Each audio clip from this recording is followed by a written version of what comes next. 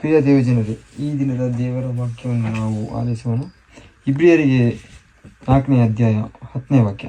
ಹೇಗೆಂದರೆ, ದೇವರು ತನ್ನ ಕೆಲಸಗಳನ್ನು ಮುಗಿಸಿ ಹೇಗೆ ವಿಶ್ರಮಿಸಿಕೊಂಡನೋ ಹಾಗೆಯೇ ಆತನ ವಿಶ್ರಾಂತಿಯಲ್ಲಿ ಸೇರಿರುವವನು ಸಹ ತನ್ನ ಕೆಲಸಗಳನ್ನು ಮುಗಿಸಿ ವಿಶ್ರಮಿಸಿಕೊಂಡಿದ್ದಾನೆ.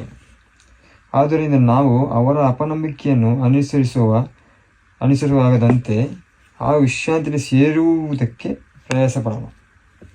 ಯಾಕೆಂದರೆ ದೇವರ ವಾಕ್ಯವು ಸಜೀವವಾದದ್ದು, ಶಕ್ತಿಯುಳ್ಳದ್ದು, ಬಾಯಿ ಇಬ್ಬಾಯಿ ಕತ್ತಿಗಿಂತಲೂ ಹರಿದದ್ದು, ಪ್ರಾಣ ಆತ್ಮಗಳನ್ನು ಕೀಲು ಮಚ್ಚೆಗಳನ್ನು ವಿಭಾಗಿಸುವಷ್ಟರ ಮಟ್ಟಿಗೆ ತೂರಿ ಹೋಗುವಂಥದ್ದು, ಹೃದಯದ ಆಲೋಚನೆಗಳನ್ನು ಉದ್ದೇಶಗಳನ್ನು ವಿಮೋಚಿಸುವಂಥದ್ದೂ ಆಗಿದೆ. ಪ್ರಿಯರೇ, ನಾವು ದುಡಿಯಲಿಕ್ಕೆ, ಕೆಲಸ ಮಾಡಲಿಕ್ಕೆ ದೇವರು ನಮಗೆ ಶಕ್ತಿಯನ್ನು ಕೊಡುತ್ತಾರೆ. ನಾವು ಕಷ್ಟಪಟ್ಟು ದುಡಿಲಿಕ್ಕೆ ದೇವರು ನಮಗೆ ಶಕ್ತಿ, ಆಯಸ್ಸು, ಆರೋಗ್ಯವನ್ನು ಕೊಡುತ್ತಾರೆ.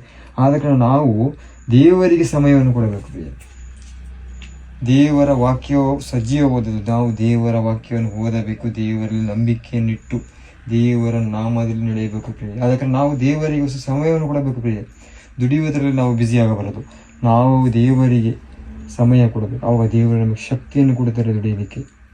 ನಮ್ಮ ಎಲ್ಲ ಕೆಲಸಗಾರರು ಒಳ್ಳೆ ರೀತಿಯಲ್ಲಿ ನಡೆಸುತ್ತಾರೆ. ಪ್ರಿಯ, ಆದ್ದರಿಂದ ನಾವು ದೇವರಲ್ಲಿ ನಂಬಿಕೆ ಇಟ್ಟು ದೇವರ ಹಿಂದೆ ಸಾಗೋಣ. ದೇವರಿಗೆ ನಾವು ಸಮಯವನ್ನು ಕೊಡೋಣ. ಪ್ರಿಯರೇ, ಹಲ್ಲೆಲೂಯಾ, ಪ್ರೈಸ್ ದಿ ಲಾರ್ಡ್.